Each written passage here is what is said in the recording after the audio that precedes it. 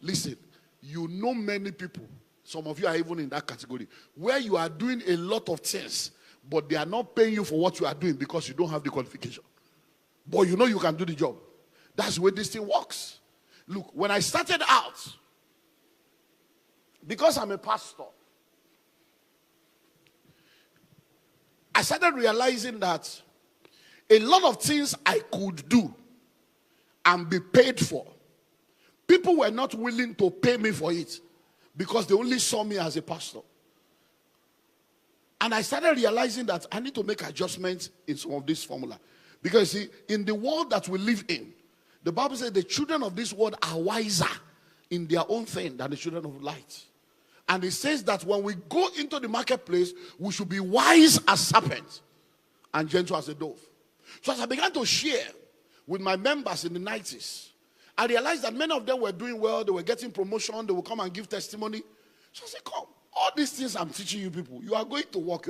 Why not tell your office that I can come and train them? And they should pay me as a consultant. So many of them will now go. They will now come and say, hey, sir. They say, I should bring your CV. They say, we should bring your resume. I say, what's that? I'm anointed. I know this thing. They say, so I realized that even though I was teaching them, when it comes to the marketplace, it's not a pastor, doctor. No. It is, what are the certifications? So I say, okay. I studied building technology and quality surveying. You can't put that one. I say, God. So I began to reorganize myself. Number one, you will never see any book I wrote that has pastor. My name is Olumide Emmanuel. Pastor is not my name. It's what I do. Hello? I'm telling you. So I saw John Marks. I said, this guy is a pastor. He doesn't put pastor. So I started. I copied John Marks. I said, yeah, my name is Olumide Emmanuel. And then I began to reposition myself. And before you know it, I started going for courses. I started doing things, getting certification. And then the same thing that I would teach in church as a series, I would teach in the marketplace as modules and courses, and people were paying. Why? Because I had the right certification. I remember when I wrote the School of Money book. The School of Money book is the first book that I wrote that is not, I didn't put any Bible quoting scripture. No. Every book I've written till then was Bible. So I said, okay, let me do this John Maxwell thing now. So I said, let's do School of Money. When I released that book, after writing the book, I knew that if I released the book, even though I was already rich, as I did, I was rich. I had properties all over the world. But they still need certificates. So I started looking for the top universities. Cambridge, Yale, Harvard. All that. I was applying. Even if it's 1 month course, let me just go and do something and put the name. So I kept the book waiting. Then, bam, I got an email from Harvard. Oh, come and do this. I said, oh, I jumped at it. There was nothing they were going to teach me there. I didn't need any lecture. I just needed the name legally. So I got there. And then the professor that taught me, I carried the School of Money manuscript. I gave to him. I said, I've written this book. The guy came to class the next day and said, where is Mr. Olumide? I said, he said, oh my God, you wrote the book. I couldn't sleep, man. You took sleep off my eyes. He said, what are you doing here? You should be a lecturer here. I said, I know. He said, you are not even humble about it. I said, it's not about humble. I know. It's not pride. I know that I should be a lecturer. I came. He said, so why are you here? I said, I need the logo of Harvard. I need the brand. I said, I came here for brand affiliation. So that when I put it, the Harvard graduate, people will say, oh yeah, he knows what he's talking about. Hello? And that's it. Came back, released the book. Listen to the story. Came back, released the book. I'm telling you, these things work. So I'm not telling you, these are things I have worked in. Came back, released the book. There is a major media platform in our country that I have tried to go on. 4 different times I've been rejected simply because I'm a pastor. They say, oh, no, this is not a religious platform. We don't need pastors here. We don't know. No. So when I released the book, they went to the same platform and said, there's a guy from Harvard that just released a book on School of Money. And they would like to come and promote it. Oh, Harvard. And they come and they say they have accepted. I say, they have rejected me for it. I said, no. We told them there is a guy from Harvard. I said, Harvard? Certificate. Oh.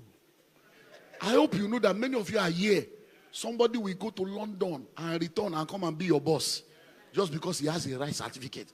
And you went to one funny university where they are going on strike, where you are inside one cubicle. Hello? And then I got to this radio station, this media platform, and they began to ask me questions, and I began to answer, and it was boom. The whole state, everywhere was like, who is this man? Because the platform was heavy. When we were done, the lady looked at me after the meeting and said, wow. He said, I've been in media for over 15 years. He said, nobody has ever challenged me intellectually like you did. He said, this Harvard is very powerful. Can you Harvard that I did 1 week course.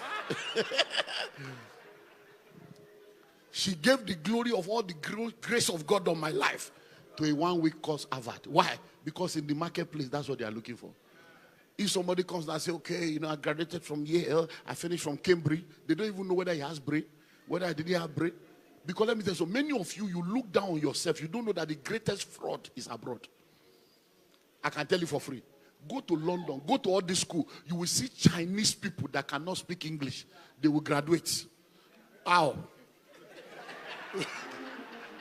Hello, how did a Chinese that does not understand English go to Harvard and graduate when the lecture was in English? There is fraud everywhere. Don't let anybody make you look down yourself. All they are looking for is their school fees to take care of their country. And they will just give. I'm telling you. Hello? So get all the certification you can get. Someone called on the radio station.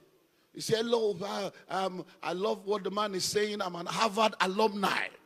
And we support our own. Please tell him that I need 100 copies. I'm telling you, that's how the book started going, everywhere. Are you ready for this one? So I pick up the book. And I said, since this book is doing well, let me go around the world and publish this book and let people know. I came to Ghana. I did a launching in Ghana. Yeah, did a launching in Ghana. One of my friends there to me. He organized. So we did Ghana. So I sent to my friend, Molapo, very powerful guy in South Africa. I sent to him. I said, look, I want to come and launch this book. The Molapo in South Africa. I sent to him. When I sent to him, the next thing I got an email. I thought it was a fraud. He said, John Maxwell would like you to come on board. I'm like, the same John Maxwell that we have been reading since we were small. I said, come on board what? He said, well, that's what you don't know is that I'm actually in charge of John Maxwell Africa. And now when John Maxwell wants to go around the African continent, he has consulting jobs and they are looking for people to join them. But when they saw the book, they say, why will we bring somebody from Africa when there's somebody, a guru here in Africa? That's how they brought me on board. Listen to me, that's when I entered private jet for the first time in my life. We were on TBN. I was on TBN for like 2 years. We were going from, I was a consultant to 4 African countries. That's how we're going around. Now, where did all this thing start? Certification. Hello? They were not carrying me around as Pastor Olumide Emmanuel. They were carrying me around as Dr. Olumide Emmanuel. So get all the certification you can get. Number 4, network strategically. What did I say? You have heard it said before that your net worth is determined by your network. Please listen and listen well. In this life, you don't go up, you are brought up.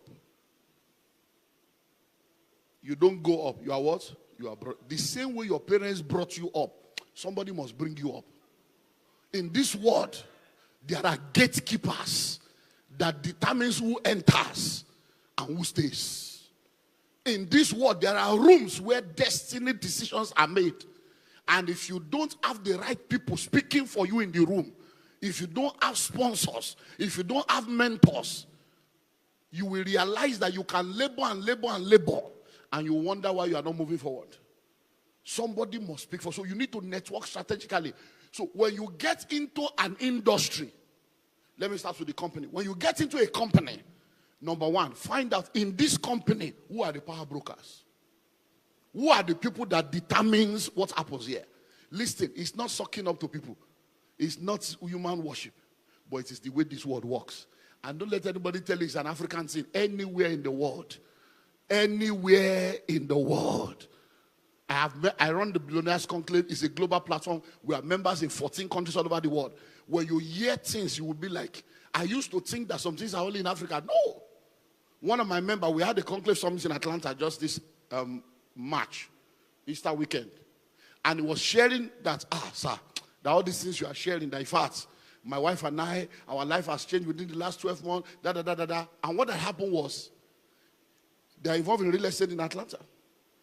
And he said, when they started listening to me and joined the conclave, because I told them, which is one of the things I will share with you tomorrow, go and join Rotary Club, join Lions, join all these associations. Because you people will just be going to church. And I'm asking myself, you just be going to church? I said, look, religion. So they joined this association and they became regular. They were going, before you know it, they were meeting. Because most of the people that run things are in different associations. And when you meet in association, just because you are a member, some barriers are already removed. That's how they had a meeting. One of the major power brokers said he was doing his 60th birthday and invited them for an exclusive dinner. And then they told their pastor that these people have invited us. And the pastor said, no. Be careful. Because those kind of meetings, So they called me. They said, sir, we are confused, sir. I said, what? He said, you told us that we are either in the secret court or we are in the secret place. I said, yes. He said, these people have invited us. But our pastor is saying we should be careful. I said, yes, he's right. Be careful. Be careful doesn't mean you should not go. He's just telling you to be careful. So I am now telling you, be careful and go. They went to the meeting. Man of God. They say when they got there, they were the most dressed people. Everybody was in short knicker and t-shirt. They thought it was, they had tuxedo, they had gown. They said, oh. He said when they got there, mayor, chairman of this and that, the man just introduced them. And they said this. They said there are things they have been pursuing that they have not been able to touch, that they did not even know that these people are aware. He said, the man now said, yeah, so introduced them. He said, they are the ones trying to get that property and that other property. You know, that one we discussed, they are the ones. So let's allow them. He said that was the first time he was aware that some people were even aware that they are trying to get the property. He said, when they now went to meet, I said, he said, no, that nothing moves in Atlanta without us. They say any property you are buying, if we say the bank is not giving you money, they are not giving you money. If we say you are not getting that property, you are not getting. These are people that are power brokers. Many of the prayers you are praying, all you need is one connection. Hello? So if you want to do well in the marketplace, network strategically. Don't go to church, raise shoulder. Go to office, raise shoulder. Everywhere you are raising shoulder like a peacock. Pride and arrogance will mess you up. Hello? Greet people. Smile. It's free. Smile is free. Yeah, smile. It's free. You don't pay for it. Hello? And then volunteer. Offer yourself. Say hello, how are you? Just go to the people. Hello, just to let you know, I admire you. You're learning. You know, I just want to learn anything you think I need to know. Just put yourself out there. In the marketplace, we call it top of the mind awareness. So that, because listen, you see, there are rooms that determines what happened in destiny. We can't go into all the rooms, but if you get the book, I mentioned 7 of them in the book. Everybody is born in what is called a labor room. And what happens in the labor room determines whether you will be born or you will die. And your mother alone will come out, or you will come out without a mother, or both of you will come out. Labor room is very powerful. We have all kinds of rooms. But there is one room that is very powerful. It's called the boardroom. The boardroom is where decisions about people's progress are made. Now listen. When decisions are made in the boardroom, you must have a voice. That's why you network strategically. So that when you are in the boardroom and the senior management is meeting to determine who to promote, who to transfer, you are not going to be there in that decision-making room, but you must have somebody there that is a voice for you.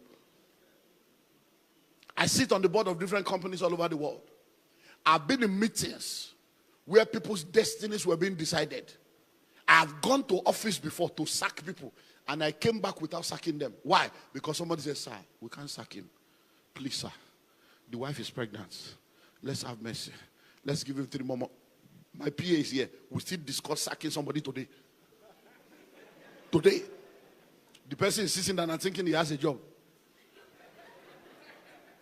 But today, what did we conclude? Give him 3 months. He says, sir, let's give him 3 months. So I said, okay, get the other guy ready. So that in 3 months' time, we can easily replace him. So we are already getting a replacement like David for Saul. So if he does not match up in the next 3 months, he has lost his job. That is how powerful some people are. They determine who moves and who does not move. So you network strategically. There are gatekeepers. Don't let anybody be telling you, I don't need anybody but God. Be fooling yourself. You will realize that God cannot do anything in this world without human vessel.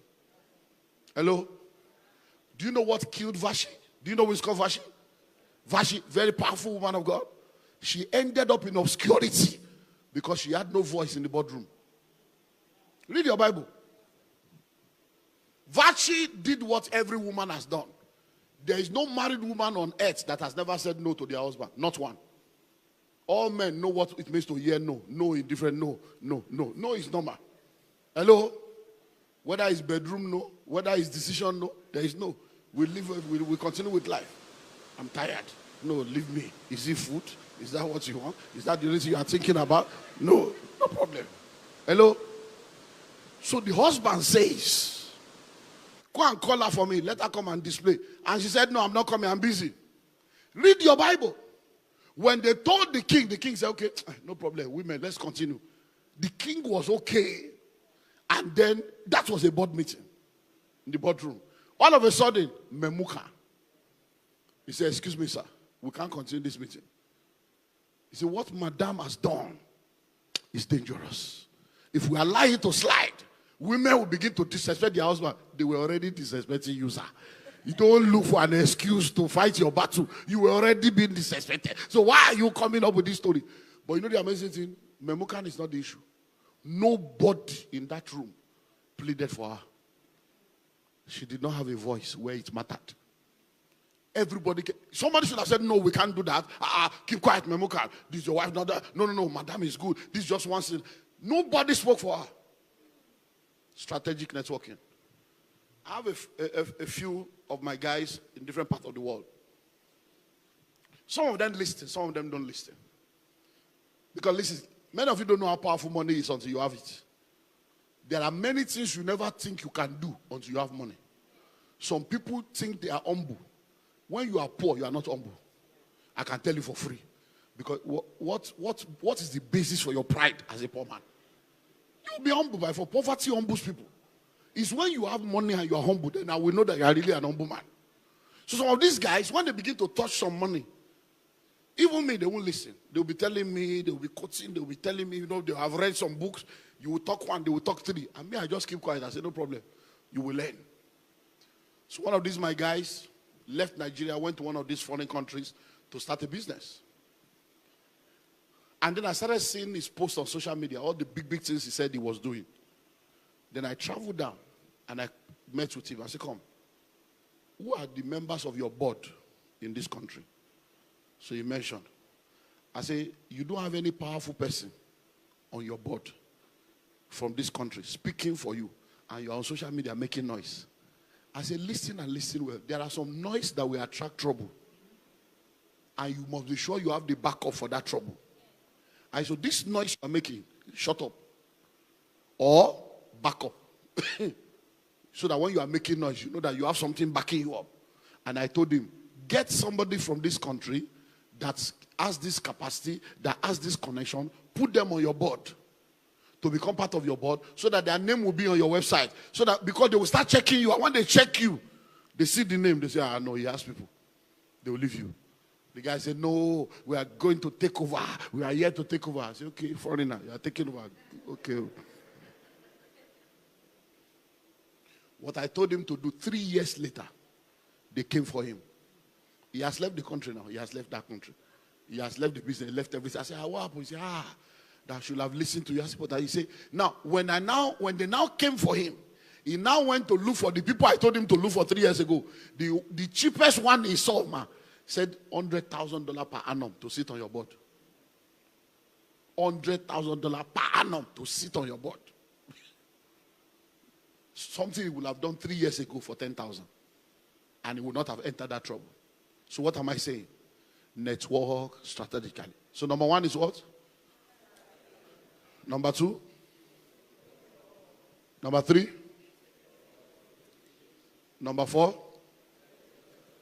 Number five, where we close?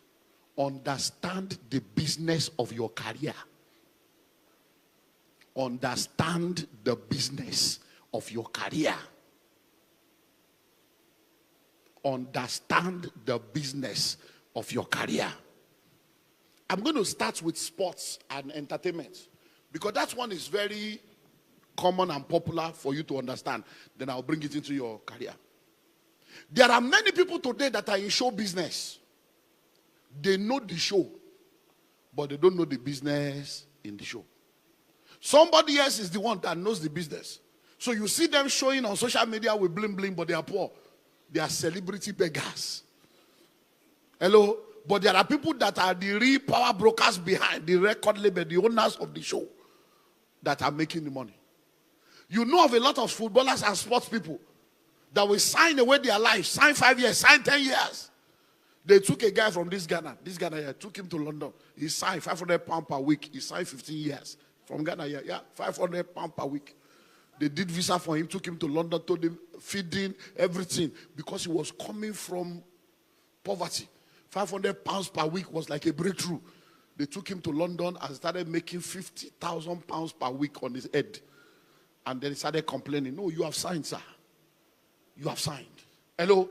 You must understand. Do you know a lot of musicians today, when they are nobody and they want to be known, record label will sign them. They don't understand the business of that career. They enter. Now they are known. They now say, no, the man is using me. And then, if you don't want to be used, be useless.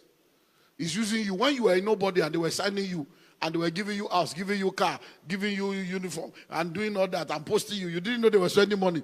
Now you are now a big boy. Hello? So what am I saying? Are you ready for this? There is a difference between medical profession and medical business. There's a difference between legal profession and legal business. So every career profession, there is a business in that career. The real money is not in the profession. The real money is in the business of your profession. So you can be a medical doctor and be poor, but you cannot be in medical supply business and be poor. Are you seeing the difference now? So you can be a medical doctor and you're going on strike, asking for salary increment. But there are people that did not go to medical school. They are the ones supplying the syringes, supplying the bed, supplying the cotton wool, supplying the stethoscope. And they are multi-billionaires in medical supply business. But you that went to school, you are waiting for salary every 4 weeks. There are people that are lawyers now. They are charge and bail lawyer. They are in the legal profession. But there are people in legal business that are making money selling legal books. They produce legal books, sell the gown, sell the wig, sell all the things that they are using, and they are making money and cashing out. And the lawyer is looking for the next case. Hello? So what career are you in? Hello? A member of my church, a university professor that taught French in one of the major universities for 27 years, retired. And one Sunday morning after service, I saw her. I just felt that these are people that have been with me for a while. So I said, Mama, come on. It's been a while. Oh, yeah, Pastor, you have forgotten us. You know, church is big now. You don't remember. I said, no, it's not like that. You know, we're busy. So how are you? He said, I have retired. I know I've retired. You know, there is no money, the retirement benefit. I said, how can you say there's no money? I said, I thought you were a professor. He said, yes. You were teaching French. I said, you know, even the pension money. She was, I said, you are serious, man? He said, yes. I said, you can't be poor French in Nigeria. No. There are only 2 languages in Africa, English and French. Do you know how many countries in Africa? I said, oh, so we need to see. So she came to the office and said, sit down. I said, how many books on French have you written? None. Why? So she was a lecturer. She understood the profession of teaching, but she did not understand the business of the profession. So I sat her down and I took her through a short consultancy course. I said, there are many businesses in this your area. I said, number 1, you can become an author. Number 2, you can start an academy and teaching people.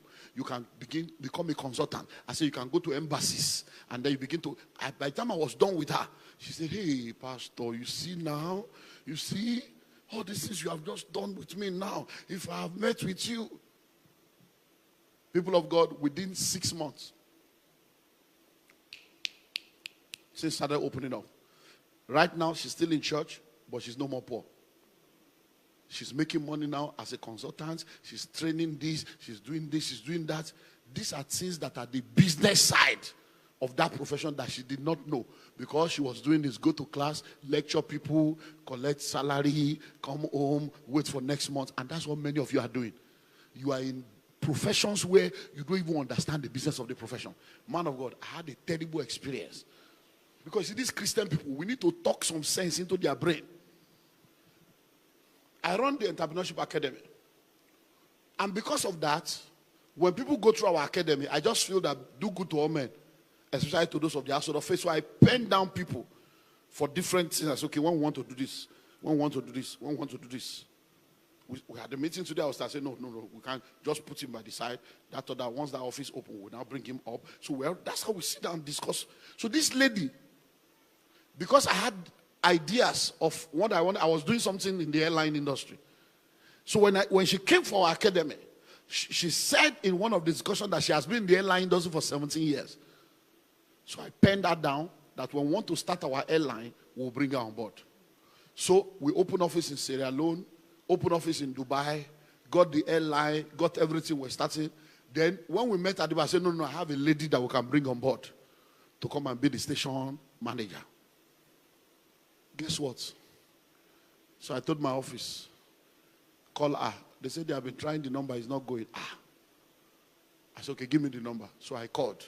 The first time I called, it rang. So I said, hello, is this? He said, yes.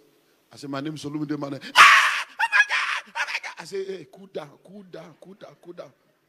I said, he said, oh my, I can't believe it. I said, believe it.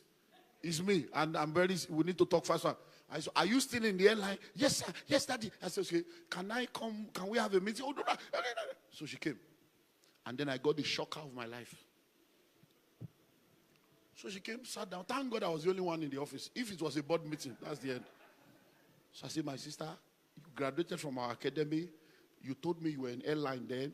17 years. I said, yeah. I said, now 19 years. So you have been, I said, so now we are starting this airline. He said, I've heard about it. I said, we are the brain behind this. We are bringing it to Nigeria. We are starting, and we need a station manager that will manage everything. So I'm thinking of you coming on board to head it. She looked at me like this. As in. She was doing like this, like a. I said, what is it? He said, as in. I said, as in what? He said, as in. I should come and handle everything. I said, yes.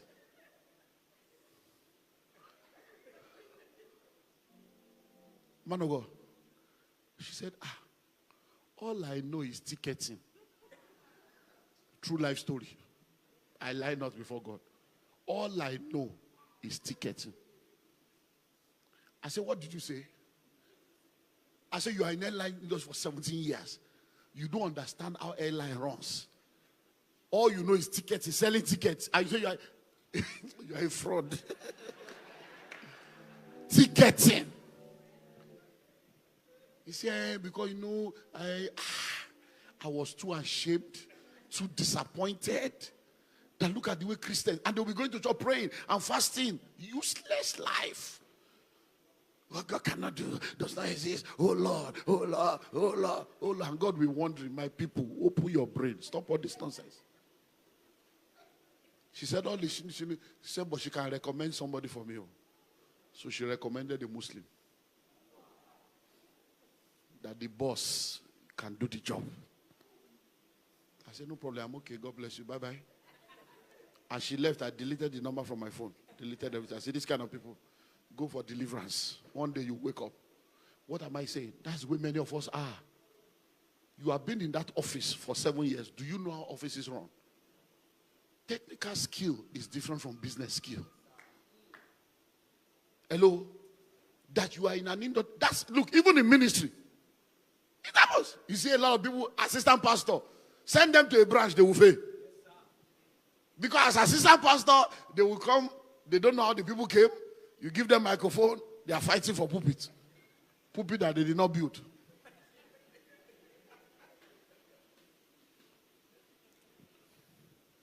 Because when you are not the pastor, you are a manager. You are not a leader.